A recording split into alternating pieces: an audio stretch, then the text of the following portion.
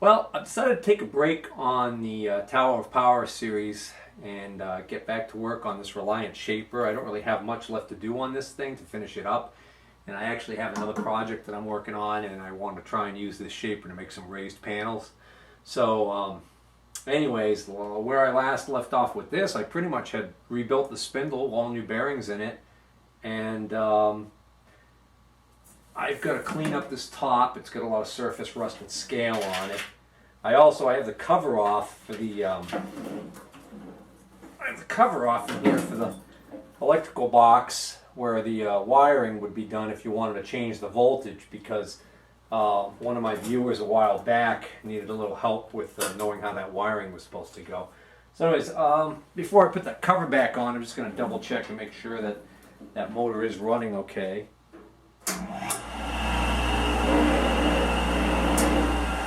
Seems fine.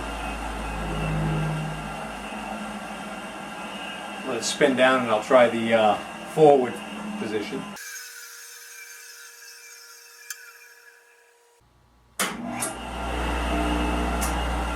Okay, so that's all working. Before I reinstall the spindle assembly with the new bearings and everything, I'm going to clean off this top because of all the rust that's on here.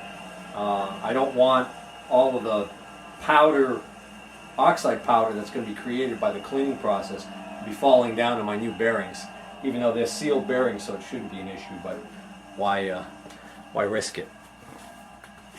And my cleaning method that I am choosing for this particular project is to use what's called a 3M bristle disc in my angle grinder. Now the bristle disc, for those of you who aren't familiar with it, it's a disc with hard plastic little fingers, and it does a really good job of removing paint, scale, rust, and stuff like that. But it's a little more forgiving than, say, like a wire wheel. This is not a precision machine surface like on a milling machine or the ways of a lathe or something like that. So I'm not too worried about taking off too much metal or anything like that. I am going to use a dust mask and safety glasses. The safety glasses are more for the fact that every once in a while these little, you can see there's actually quite a few missing on here because I've been using this one for a while. In fact, I'm probably going to change out at some point during this cleaning to a new one. But occasionally they will go flying, and they can be high-speed pieces of plastic. And so that's what the safety glasses are for. And the dust mask is because that dust, iron oxide dust, you don't want to breathe that.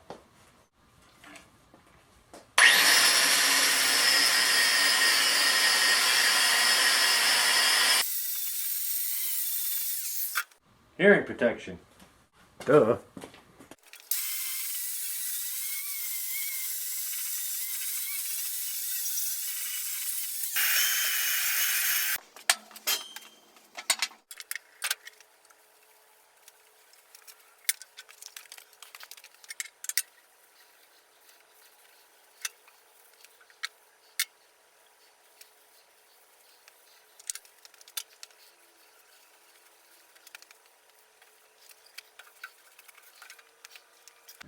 Alright, that's probably as clean as I'm going to bother getting it. Because I'm not going to be able to really get down to bare metal again unless I get much more aggressive. You can see if I got more aggressive, I could get down to this kind of a finish. You know what? Maybe I will. Maybe I will go for that. Right now what I've got is I've got this oxide layer that is really built up, and all I've done is polish that really smooth.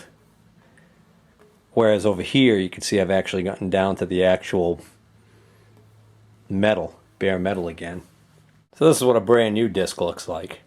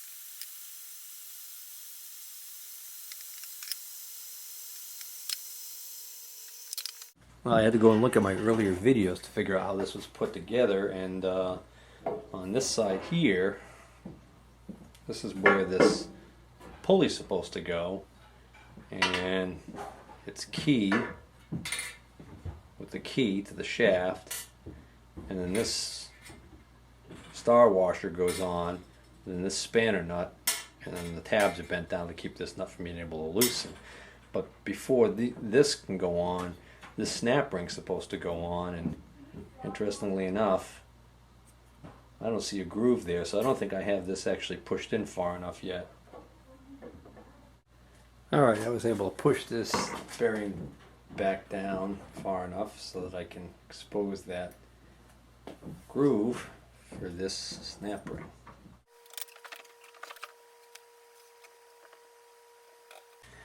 Now I can't remember which way this pulley went on, but I actually don't think it matters, because the way this works is you basically got a low range and a high range. But I think, because there's grease on this right here, I think this must have been facing the bearing, because when the bearing failed, I think grease came out of it, leaked onto this. This side doesn't have any grease on it. I'm going to clean that up. Alright, so I cleaned up the pulley and figured that the small side must face the bearing.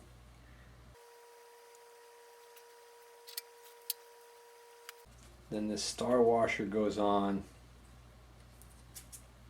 the tabs facing up, so that once I tighten this spanner nut, I can lock one of those I can bend one of those tabs up into the slots there, or one or more into the slots there, and be all set. And it looks like I may have galled the threads on the end of this at some point. A little bit, maybe.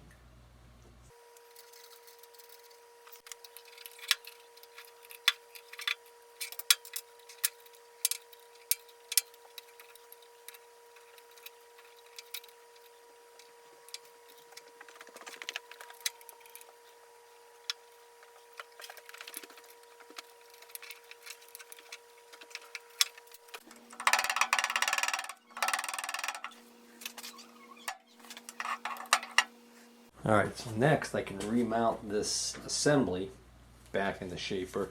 I've got to have this rod that actually raises and lowers the quill. I have to have that come through a hole here in the front. And these three holes here go over 3 studs, but these little thin spacers go on first, so it's kind of a juggling act. Get all of these in position, and then get 3 lock washers and 3 nuts.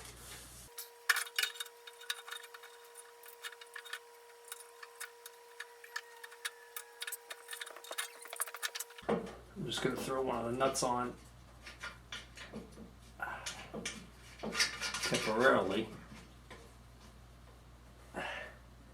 Hold that in position, and that way I have both hands free and can fold the lock washer on while I start a nut. Might as well size the wrench while I'm at it.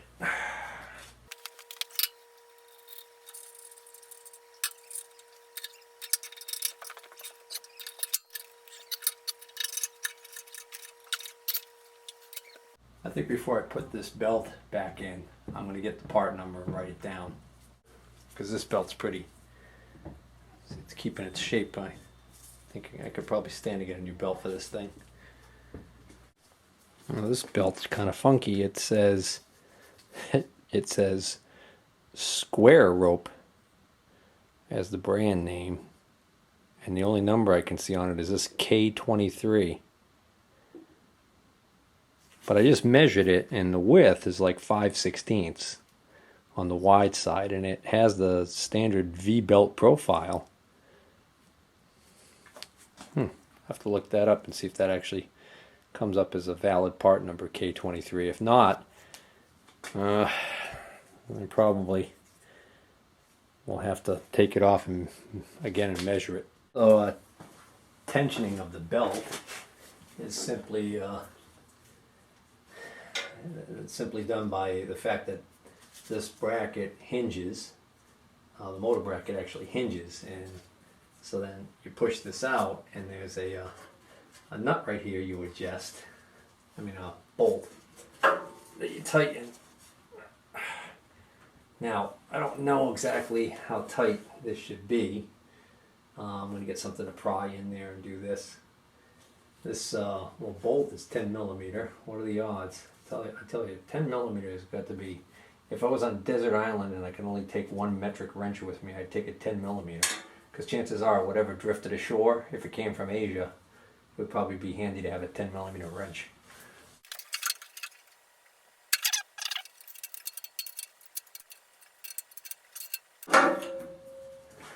I'll try that. Now, because that V-belt is essentially keeping the shape that it had when it came off of this machine from sitting so long, where it's got the small circle and the large circle in it, when this belt runs, it's going to probably cause a lot of additional vibration. So that's, even if this belt doesn't slip, that alone would be a good reason to replace this belt. Alright, now for the moment of truth.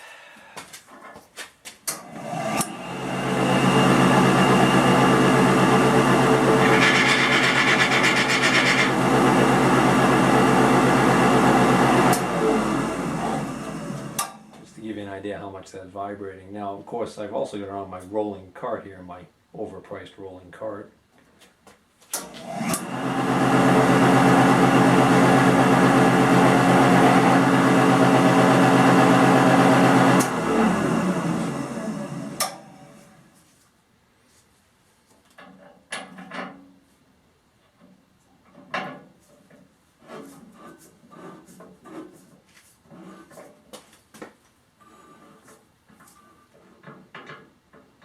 Yeah, I probably should adjust this while it's running so the belt can walk up that large pulley. So what I was just adjusting is this knob on the front right over here. I got to put the screw back in it. But this is the knob that actually elevates and lowers the quill. And the way that works is that this belt is just going to want to walk up and down this big wide pulley.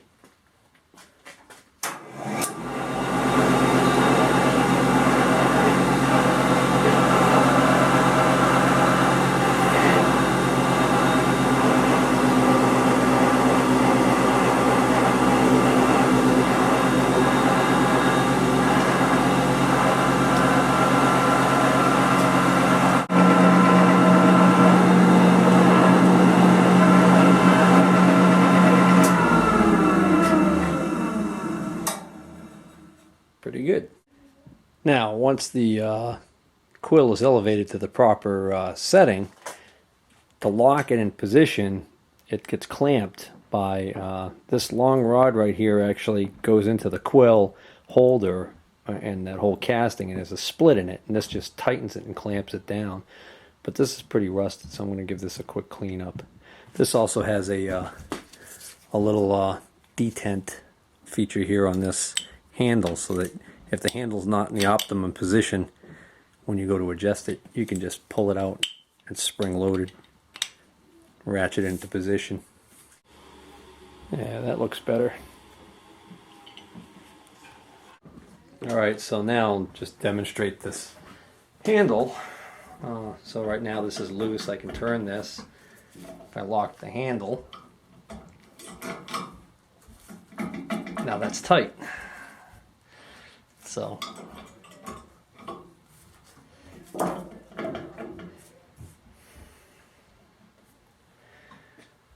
one step closer to finished.